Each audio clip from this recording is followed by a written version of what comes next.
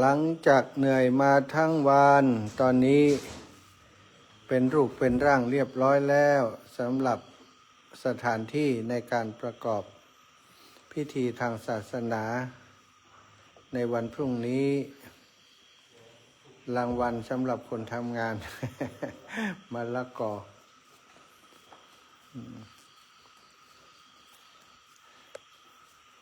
ที่ศาลาสิริธรรมวิพัฒน์อนุสรณ์วัดบรรพตสถิตจะมีพิธีสืบชะตาหลวงในวันพรุ่งนี้ขอบคุณญาติสนิทมิตรสหายศิษยานุศิษย์ที่ได้มาร่วมบุญนะได้ทำหน้าที่ของแต่ละคนมาช่วยจัดเตรียมสถานที่โยมแม่โยมพี่โยมน้องจุดนี้สำหรับจุดเช็คอินต้อนรับญาติโยมที่มาร่วมบุญในวันพรุ่งนี้ก็ธรรมาภาพก็จะนั่งให้ศีลให้พรตรงนี้ขอบคุณสำหรับพระไตรปิฎกชุดใหญ่ที่ท่านอาจารย์พระครูศรีรัตนคุณได้มอบให้กับธรรมาภาพเมื่อวันที่ 4เดือนพฤศจิกาที่ผ่านมาเป็นของขวัญวันเกิดหลวงปู่พระครูปฏิภาณธรรมทินประธานสงฆ์นั่งตรงนี้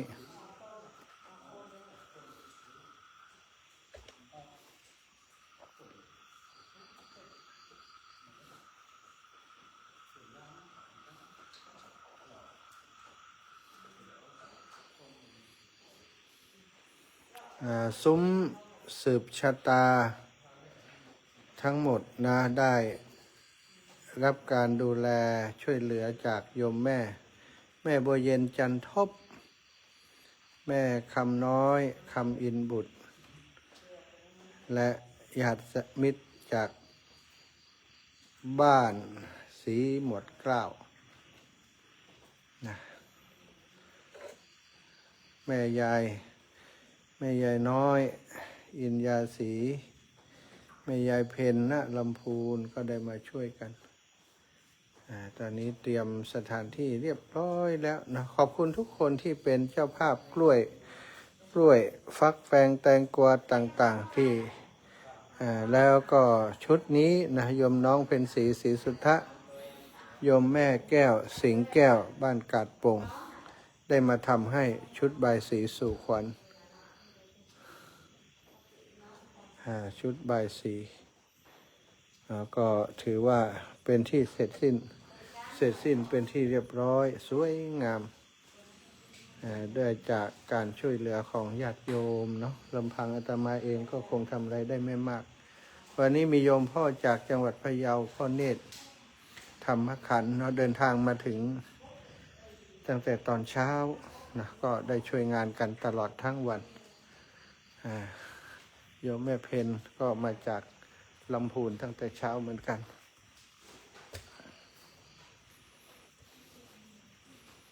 พรุ่งนี้เจอกัน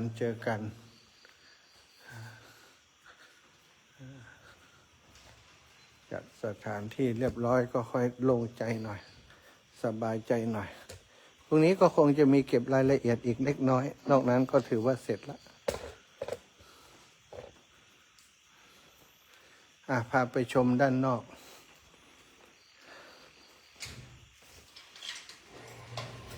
ด้านนอกซึ่งก็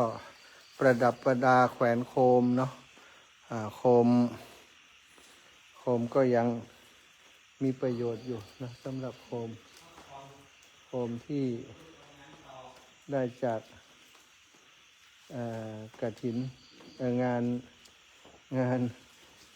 นยี่เปงที่ผ่านมาก็เอามาประดับสถานที่สวยงามเหมือนเดิม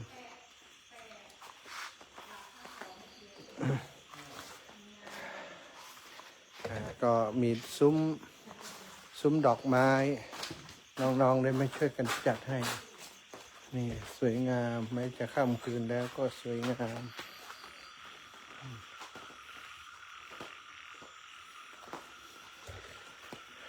ตรงนี้ก็คือศาลาอเนกประสงค์เนาะที่ตั้งใจว่าเป็นที่สำหรับทำงานแล้วก็ที่จอดรถสำหรับญาติโยมเวลาเดินทางมาทำบุญที่นี่ จุดนี้จะเป็นโรงทานมีเต็นท์อยู่2 หลังโรงทานแล้วก็อีกหลังหนึ่งก็เป็นที่สำหรับญาติโยม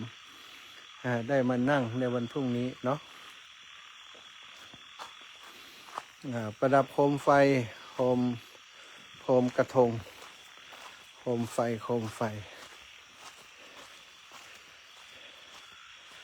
ตอนนี้มืดละแต่ก็ยังพอมีแสงพอได้เห็น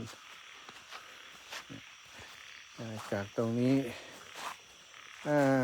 น้องลูกนะลูกมีอยู่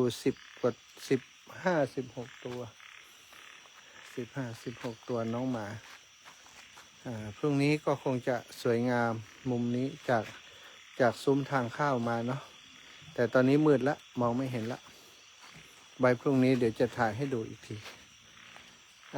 ญาติโยมท่านสาธุชนทั้งหลายที่จะมาร่วมงานในวันพรุ่งนี้ยินดีต้อนรับเนาะมาสืบชะตาด้วยกันครบรอบ62 ปี12 ปีบริบูรณ์ย่างเข้า63จริงๆแล้วอย่างที่บอกไปคือครบรอบเมื่อวันที่5 เดือนพฤศจิกายนละแต่ว่าวันที่5เป็นวันเดือนยี่เพ็งเนาะเราทำอะไรได้ไม่ได้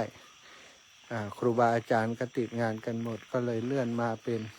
วันที่9วันพรุ่งนี้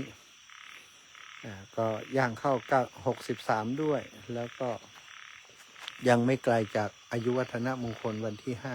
5พรุ่งนี้มากันนะเชิญเจริญพรเชิญชวนทุกท่านวันนี้ฝนตกทั้งวันพรุ่งนี้ฝนไม่ตกละฝนหยุดละพรุ่งนี้รับรองสบายฝนไม่ตกขอบคุณทีมจัดดอกไม้เนาะโยมน้องสุขโยธินโยมน้องวินัสนีแก้วเดียวโยมจันทร์โยมปักแก้วหลายท่านได้มาช่วยกันเรียบร้อยสวยงาม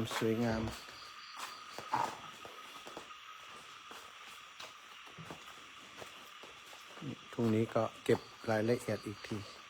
ทำความสะอาดเก็บรายละเอียดอีกที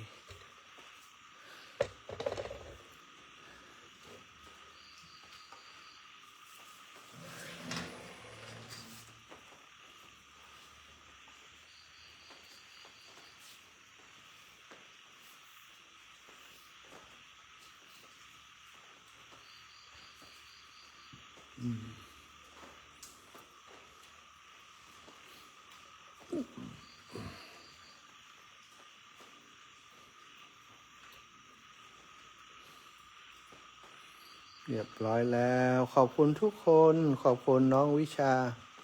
โยมน้องวิชาแต้มคมสลาเมียนนะ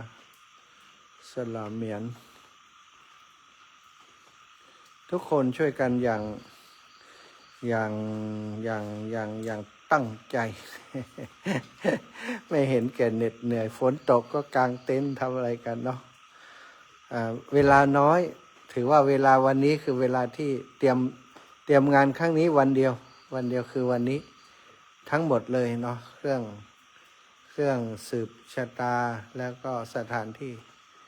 ทั้งหมดแม้กระทั่งซุ้มก็ต้องทำฐานซุ้มใหม่แล้วก็ยกซุ้มขึ้นติดตั้งทุกอย่างทำในวันเดียวคนทำงานประมาณ5 คนถ้าผู้ชายนะผู้ชาย5 คนพร้อมกับติดไฟเนาะติดไฟที่โรงจอดรถด้วย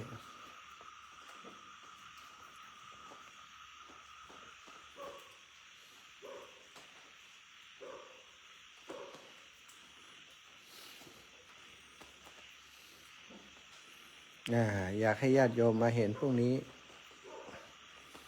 ก็คิดว่าจะมีคนมาร่วมบุญด้วยเยอะอยู่สำหรับแฟนรายการที่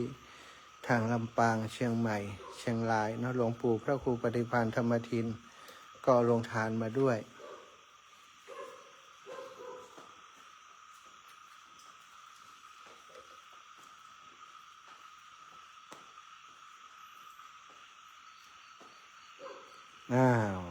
พาชมเพียงเท่านี้ก่อนเด้อเพียงเท่านี้ก่อนบายบายพรุ่งนี้เจอกัน